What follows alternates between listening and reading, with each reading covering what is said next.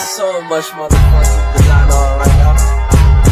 Break it down, bring it back, make it clap. I got 3 old thoughts, you go out where that thing. Bitches on the line, and you know. Assalamualaikum warahmatullahi wabarakatuh. Hai guys, kenalin, aku Latifah Sukma, mahasiswa Universitas Negeri Padang. Nah, di video kali ini aku mau mengapresiasi naskah drama.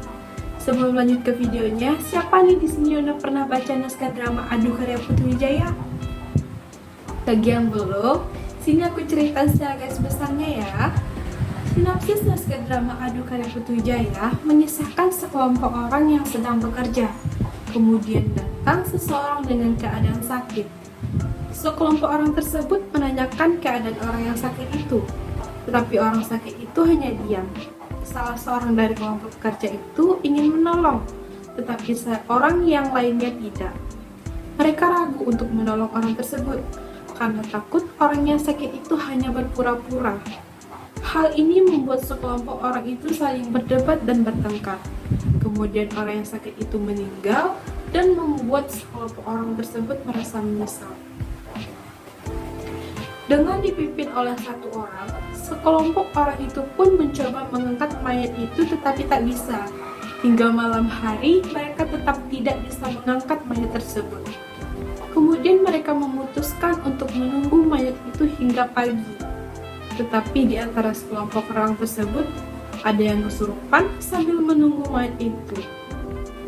Satu persatu dari sekelompok orang tersebut merampok mayat. Orang yang kesurupan itu mengerang karena mayat itu dirampok. Hal ini membuat pertengkaran lagi. Saat pagi hari, sekelompok orang itu pun berhasil mengangkat mayat itu untuk dikubur. Tetapi di tengah perjalanan, ada anjing yang menakuti mereka, hingga membuat mereka kabur meninggalkan mayat. Mereka berlarian untuk menjauhi anjing-anjing itu. Di antara sekelompok orang itu ada yang terluka dan saling mengadu kesakitan, sehingga permasalahan kembali seperti di awal cerita. Next, kita lanjut ke tokoh dan petokohan ya. Tokoh dan penokohan dalam drama ini tidak jelas. Misalnya dalam hal penamaan, tokoh, umur, dan lingkungan sosial. Semua pemain disebut dengan salah seorang, si sakit, dan yang simpati. Di sini tidak memperlihatkan watak, meskipun dialog dalam Aduh secara keseluruhan merefleksikan watak orang-orang yang ada dalam kelompok. Dialog yang diucapkan tokoh-tokoh di sini bukanlah ekspresi dari watak-watak tokoh, sebab dialog dapat diucapkan siapa saja dalam kelompok itu. Tokoh protagonis dan antagonis juga tidak dikenal. Pro dan kontra muncul secara spontan dalam kelompok dan terhapus secara mendadak karena mencuatnya masalah yang lain. Dialog-dialog ketika si sakit bertambah parah dan seterusnya memperlihatkan bagaimana sikap sekelompok orang itu terbentuk. Yang simpati pada si sakit tak dapat mempengaruhi kelompoknya untuk secepatnya menolong si sakit. Karena itu perkembangan cerita tidak berasal dari perkembangan watak. Cerita ini dikembangkan lewat kerangka situasi. Namun dibalik itu semua, aku akan coba menganalisisnya ya. Tokoh pertama, yaitu tokoh si sakit, merupakan orang yang kurang baik. Hal itu dapat dilihat dari sikapnya saat bertemu dengan beberapa kawanan orang di suatu tempat. Si sakit diam saja, tidak memberikan keterangan apa-apa kepada para kawanan yang membicarakannya. Selain itu, si sakit yang terlunta-lunta berakhir dengan kematian. Namun setelah meninggal, dia masih saja merepotkan orang banyak. Dan mayatnya pun berkelakuan tidak baik seperti yang telah diceritakan dalam naskah drama ini.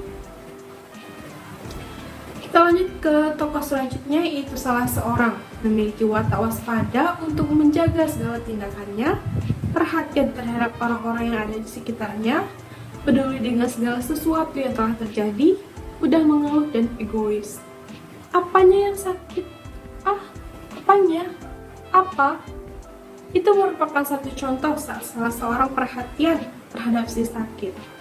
Lanjut ke tokoh yang simpati. Tokoh ini peduli dengan nasib orang lain yang membutuhkan pertolongannya.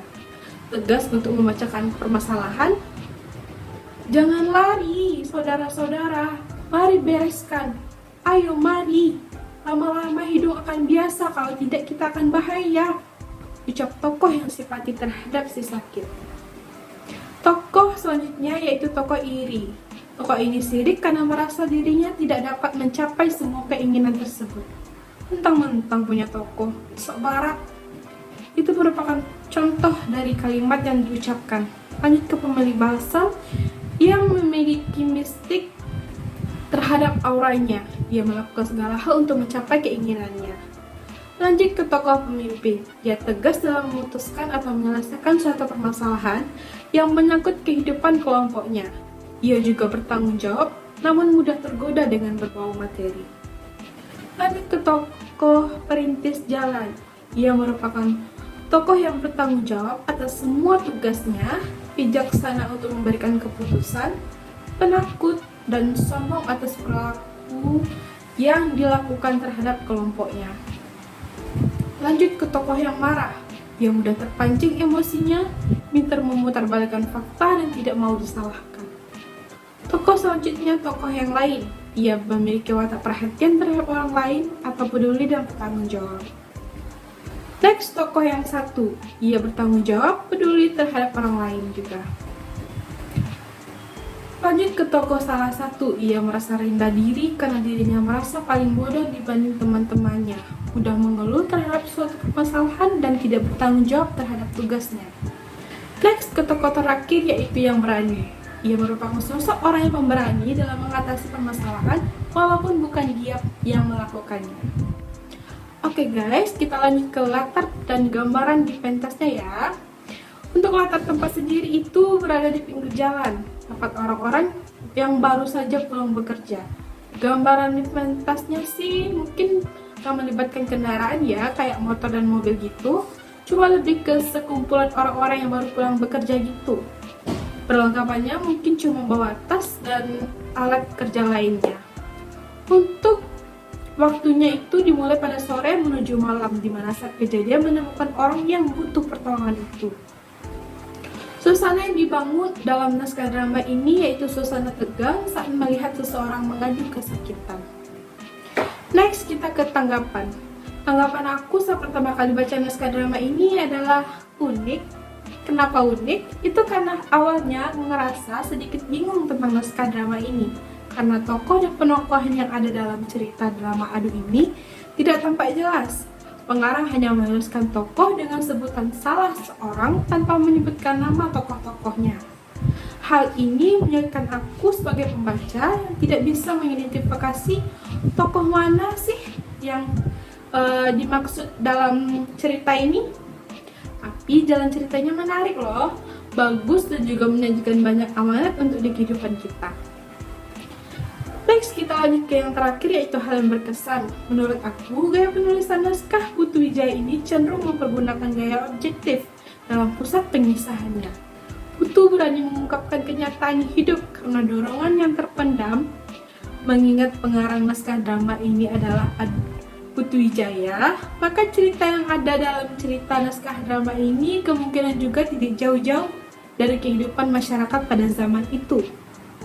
Naskah drama Adu diciptakan sekitar tahun 1973. Kita ketahui bahwa pada zaman itu, masyarakat belum semuanya mengenal pendidikan. Jadi, tidak menutup kemungkinan bagi orang-orang yang lemah tumbuh sebagai orang yang bodoh. Kebodohan akan menimbulkan orang-orang tidak cekatan dalam bertindak. Karena kemampuan yang terbatas itu, maka kemungkinan besar orang akan lama bertindak atau lama dalam menyikapi suatu permasalahan. Namun beda halnya jika kejadian tersebut terjadi di kehidupan sekarang. Orang-orang akan cepat dalam melaporkan pada pihak yang berwenang. Drama ini menjelaskan masalah kecil yang dibesar-besarkan hingga akhirnya membuat mereka menyesal. Jadi, kita tidak boleh ragu-ragu jika ingin menolong seseorang dan jangan sampai kita terpaku oleh pengalaman masa lalu karena tidak semua orang itu jahat. Nah, itu dia sedikit gambaran dari naskah drama Adu karya Putu Wijaya. Semoga kalian suka dan tertarik ya untuk baca naskah drama ini. Sekian dari aku. Assalamualaikum warahmatullahi wabarakatuh.